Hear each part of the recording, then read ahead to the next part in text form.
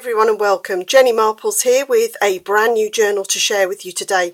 This one is entitled A Romantic Journal. So as you can imagine, it's all very much based on the theme of love. I first shared the basic outside photos of this on my blog, pushingtherightbuttons.blogspot.com, back on the 20th of September, as it was part of a challenge piece for the Frilly and Funky Challenge blog.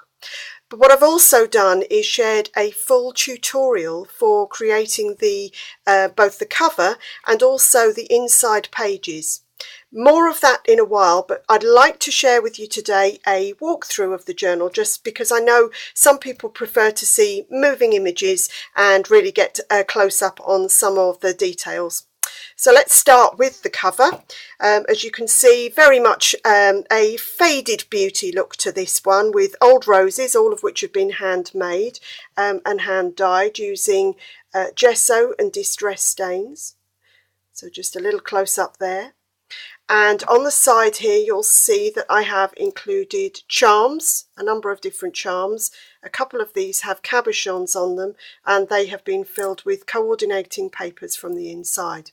I've also reverted to my favourite method of tying, which is a piece of sari silk wrap round. I like that because it does actually give you an opportunity to be able to really expand the contents of these things. And then you can now see revealed the title and also the stone effect plaques, which are actually paper clay. And again, there's a whole tutorial for this. So if you're wondering how it's come together, I'll give you the details of that in the information below. Let's have a look at the inside of this particular journal. So opening up, and the first cover, you'll see here I've got a tag inside a pocket. So just, there we go. And the papers that I've used throughout this are from the Love Clippings collection by Prima. Prima do some fantastic pages, these pads these days, I should say, collection pads, which are A4 in size. Now, for those in the US, you'll probably be more unfamiliar with the A4 size. It's a standard size here in the UK and in Europe, and equates very similarly to your 8.5 by 11 standard size. It works beautifully, as you can see in these journal pages,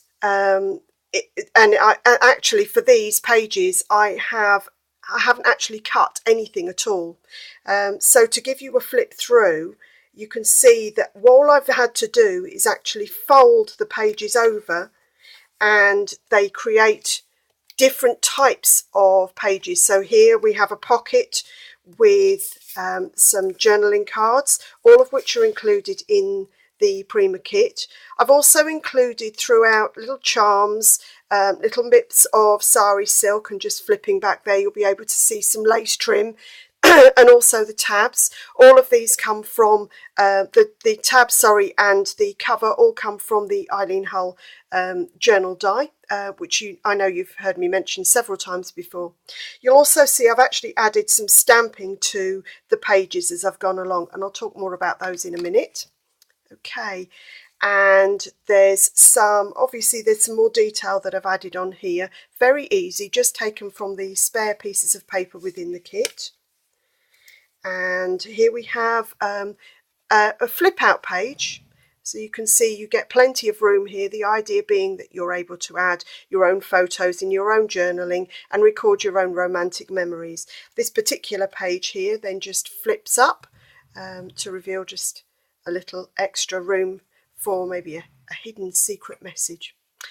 Moving on, we have the center pages for this one, and a little pocket here, a little tuck spot going on in here with more lace and a little bell there, so that this particular journal makes some noise.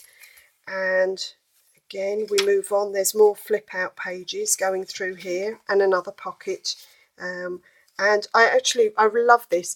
Part of this particular Love Clippings set has 3 rows of journaling cards. So I've actually cut them along and created a little mini book there, which I absolutely adore.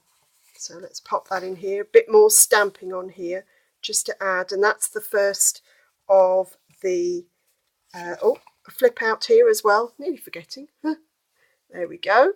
And that's the first signature. Now just to explain these pages, as I said, I've used the A4 Prima pad, and I haven't cut any of the pages whatsoever. All of these are done by folding. I've had a lot of requests for tutorials on how do I make my journals. Well, I'll be honest, it takes me a couple of days to put these together, and to do a full tutorial just by video would take so much time, and then editing and having to chop down, that you'd end up and you'd be asking for measurements, and it would get very long-winded. So what I've done is a full tutorial, a full step-by-step, showing all of the measurements and all of the pages and the ideas for different types of pages. So these pocket pages, how to create them, exactly what the measurements are, the different fold out pages, and that's all on the Frilly and Funky Challenge blog. It was actually posted on the 23rd of September, and I will put a link below.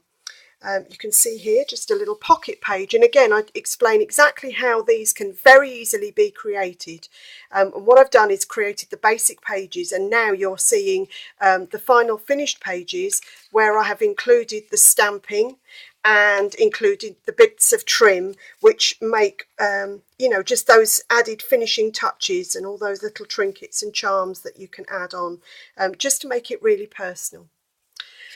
I've also included, because again I've been asked, a tutorial on exactly how to recreate these stained pages. You'll see here I've actually included similar sizes of paper and pages, but I've actually hand stained these. Sounds like a long-winded process. Actually, it's relatively straightforward, and if you go on to the blog post, you'll discover that I got a bit carried away. From one set of die, I created 110 pages. This is just regular copy paper, and it will keep me going for a while. But it's a great way, actually, of extending your the insides of your journals. The reason that I say that is, as you can see, I'm still going through, I'm still using this A4 collection from Prima. I did actually make, there's enough in this particular package to create six pages with each signature, so 3 signatures in each, in the full journal. But I actually discovered that on attempting to close the journal, that they were so thick, the paper is of such good quality, particularly when you fold it and you include all of these pockets and tags and little lace elements, etc., that you can end up with not enough room really to then be able to store all your memories, which is part of the reason for creating the journal. So what I've done is I've actually split the paper pad itself in two, and I've created 6 inserts. Each have 6 fold out fully interactive pages, and they've been combined with this copy paper to really make more use of the pad itself, but also to allow for much easier closage of the journal. Now, if you like thick books and you're happy to make your own bespoke covers, then absolutely go that way, but I did find for this one that it began to get far too chunky. So it's a great tip for being able to make the most out of the paper pads that you can get. You can see there, just as we come to the end here, and I've stitched along all of these pages, just regular stitching with the sewing machine. It doesn't have to be straight lines, in fact it's better if it's not. And it just provides a nice finishing detail to the whole thing.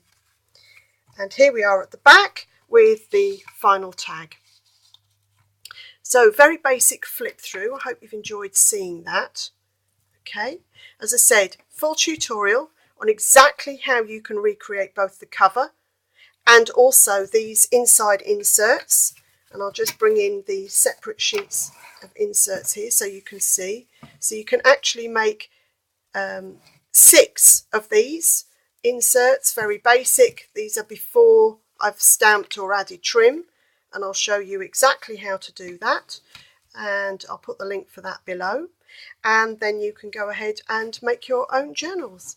And oh, just as an aside, I wanted to quickly show, look, this is the same paper pad. This is the collection, the Love Clippings collection, and I've still got a few bits of leftovers. I'll show you some tricks for using even the edge pieces here, but there's also the stickers that are left as well. These are the ones that I used on the front cover.